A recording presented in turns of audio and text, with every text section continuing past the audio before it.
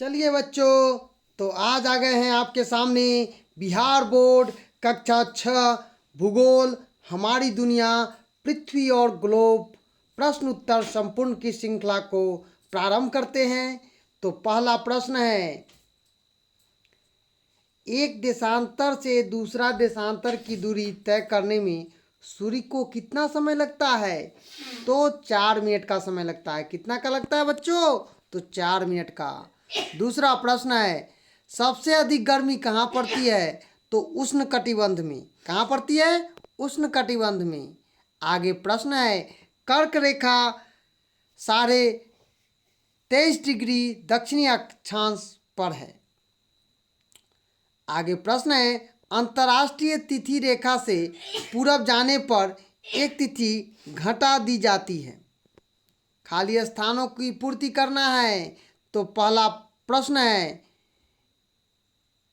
23.5 degree दक्षिणी अक्षांश को मकर रेखा कहते हैं। दूसरा प्रश्न है, 180 डिग्री देशांतर रेखा अंतर्राष्ट्रीय तिथि रेखा है।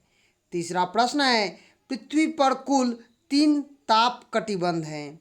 चौथा प्रश्न है, पृथ्वी पर कुल 360 देशांतर रेखाएं खींची जा सकती हैं। और पांचवा है, देशांतर रेखाओं की मदद से समय का ज्ञान होता है। यहाँ पर पहला प्रश्न है, पृथ्वी के दिए गए नमूनों का क्या नाम है? तो पृथ्वी के दिए गए नमूने का नाम ग्लोब है। यहाँ पर आप चित्र के माध्यम से भी इस चीज़ को समझ सकते हैं। दूसरा प्रश्न है, पृथ्वी का नमूना किस आकृति का होता है? तो पृथ्वी का नमूना गोल आकृति का होता है। आगे प्रश्न है, इस नमूने की आकृति वाले किन्हीं अन्य 2 वस्तुओं के नाम लिखे। तो इन नमूनों की आकृति वाले संतरा या खरबूजा। तो यहाँ पर खरबूजा का चित्र अंकित किया गया है आपके समझने के लिए। आगे प्रश्न है, पृथ्वी के इस नमूने पर कौन कौन सी रेखा बनी हुई है, इसके नाम लिखना है।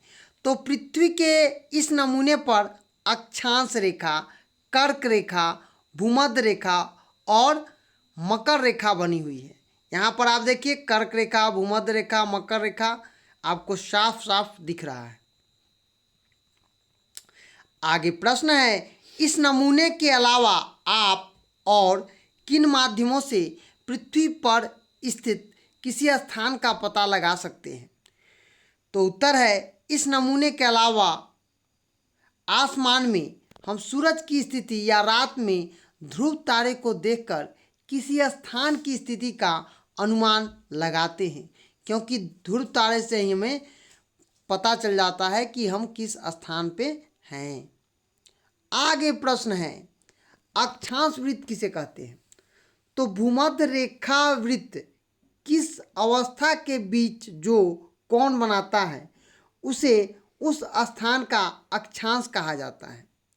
आगे प्रश्न है, 2 प्रमुख अक्षांश रेखाओं के नाम बताइए। तो 2 प्रमुख अक्षांश रेखाओं के नाम है कर्क रेखा और मकर रेखा।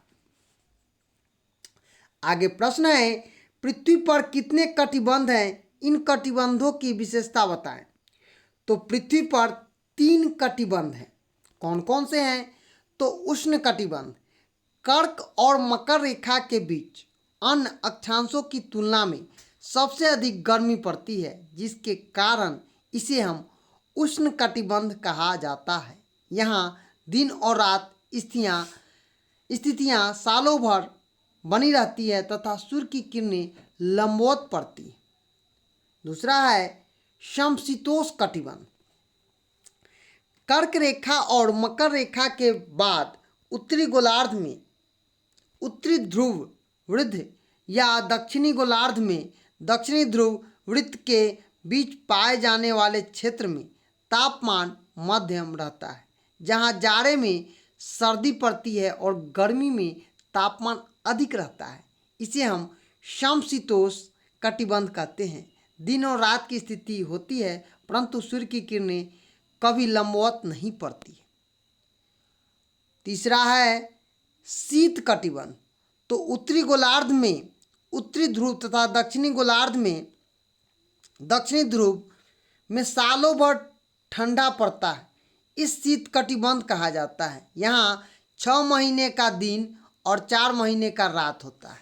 यहाँ पर आपको फोटो के माध्यम से भी दिखाया गया है। आगे है देशांतर रेखा किसे कहते हैं। तो गोलोब पर उत्तरी ध्रुव और दक्षिणी ध्रुव को जोड़ती हुई रेखा खींची गई है। इस लंबवत रेखा देशांतर रेखा, जिसको हम 0 डिग्री से लेकर 180 डिग्री देशांतर रेखा के बीच में 360 डिग्री होती है, इसी आधार पर पृथ्वी को 360 देशांतर रेखा खींची गई है।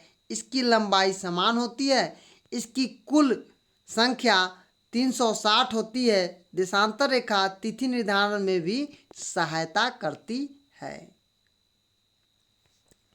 आगे प्रश्न है प्रधान माध्य रेखा क्या होता है। तो 0 डिग्री देशांतर को प्रधान देशांतर रेखा या प्रधान मध्याह्न रेखा कहते हैं। पृथ्वी पर किसी स्थान की स्थिति को दर्शाने तथा समय को निश्चित करने के लिए देशांतर रेखाओं का ज्ञान होना आवश्यक है। इसे तिथि निर्धारण में भी सहयोग मिलता है। आगे प्रश्न है अक्षांश रेखा और देशांतर रेखाओं की कुल संख्या कितनी है। तो अक्षांश रेखा और देशांतर रेखाओं की कुल संख्या 20 है। तो यह वीडियो आप न्यू एजुकेशन पॉइंट के तरफ से देख रहे थे। बिहार बोर्ड कक्षा 6 भूगोल हमारी दुनिया और ग्लोब प्रश्न उत्तर संपूर्ण। तो चैनल को लाइक कीजिए, सब्सक्राइब कीजिए और इसका डिस्क्रिप्शन बॉक्स में आपको लिंक दे दिया गया है, इससे आप क्वेश्चन आंसर पूरा कर सकते हैं। जय हिंद, जय भारत।